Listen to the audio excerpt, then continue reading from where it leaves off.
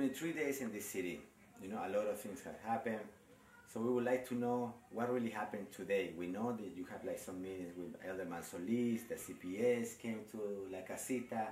So can you tell us what really happened today?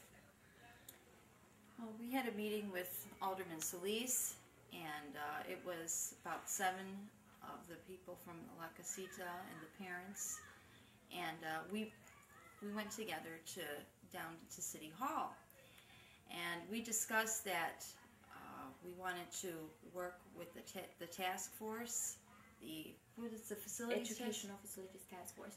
But prior to having the meeting, yesterday we got an order from Alderman Solis as well as Alderman Burke that stated that they were in agreement that there should be no demolition to the field house and that the gas should be turned back on in our facilities. Because of that order, we got a meeting with Danny Solis, our alderman, today at noon at City Hall. In that meeting, there was several parents present, and we went to ask him that we want everything in writing. We want him, we want him to promise and give us in writing that there's not going to be no demolition and that we're going to get our library. But the letter that we got from him then stated differently.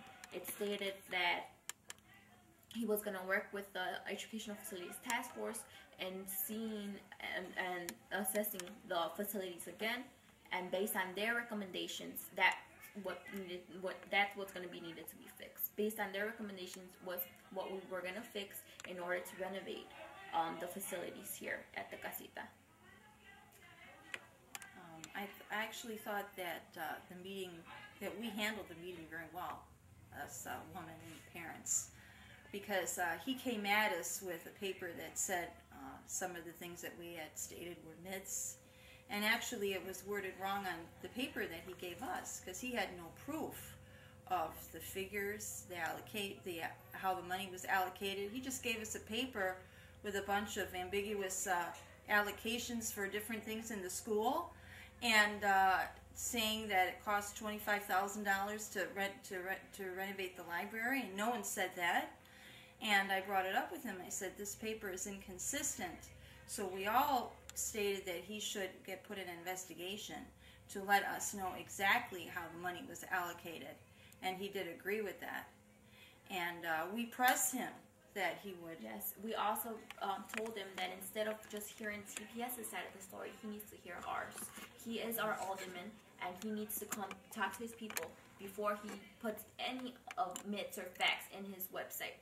So he promised, when he came to see us today at 7, he promised that to that letter that we got at City Hall that he was going to add that there was not going to be no demolition indefinitely, and that regardless of what happened, we were still going to get our library.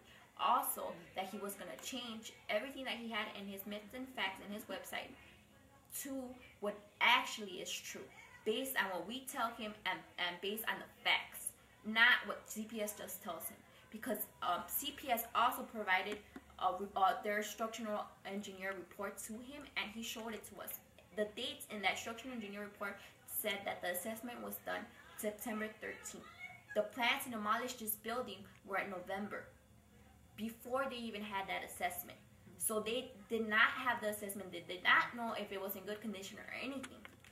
They just decided it was going to be demolished regardless. And then they had that structural engineer come in, which I was here the day that he came. He did not do anything. He walked in and left. I have Perry and Associates number. The structural engineer that was here was actually Perry, and I have all his contact numbers. So he did not do anything.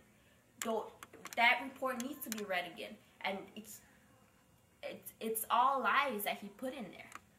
So that's why we're asking. That's why we asked them to work with the Educational Facilities Task Force so that they could assess it, and based on their recommendations, that's what's going to be fixed.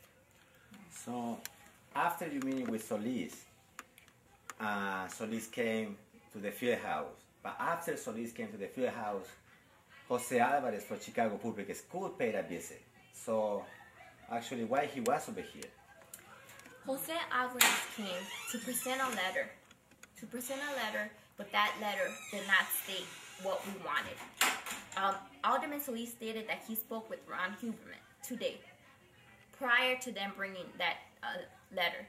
He said, Alderman Solis said that he spoke and there was not going to be no demolition. So Jose Alvarez brought us a generic letter stating that, okay, there's not going to be no demolition, but only for 6 months. It's going to be paused for 6 months. That's not what we asked. We asked that there would be no demolition whatsoever, and that the money that was allocated to demolish it is going to be used for renovations, and that we're going to get our library regardless.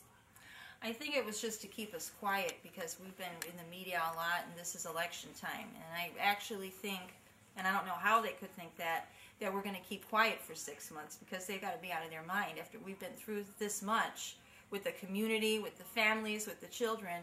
We are staying, and we're definitely not moving or going anywhere. Yes, they need to get their communication better. They need to focus on what we've been asking and what's needed here in the community and for the children. They're trying to play games. They're political games with us.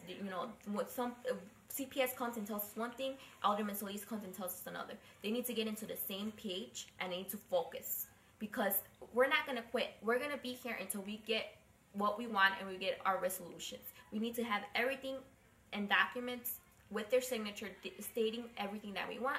We want no demolition, we want our library, and we want the money that was allocated for demolition to be used for the renovations here. Another thing I got to say, Ron Huberman didn't come here himself. I mean, he sent Mr. Alvarez, and I had never met Mr. Alvarez before, but Mr. Huberman needs to pay a visit here too. And when he does, then we'll know that he's at least being responsible, because he hasn't been doing his job in just not answering us, not responding to us. We've gone to board meetings, and we've been working with the task force and doing everything we're supposed to do. We're not just walking around with signs. We're trying to go through the right legal avenues here, and we're doing it as a community effort. I mean, and they're still ignoring us. So who looks like the bad guy here? Who looks wrong? It's them.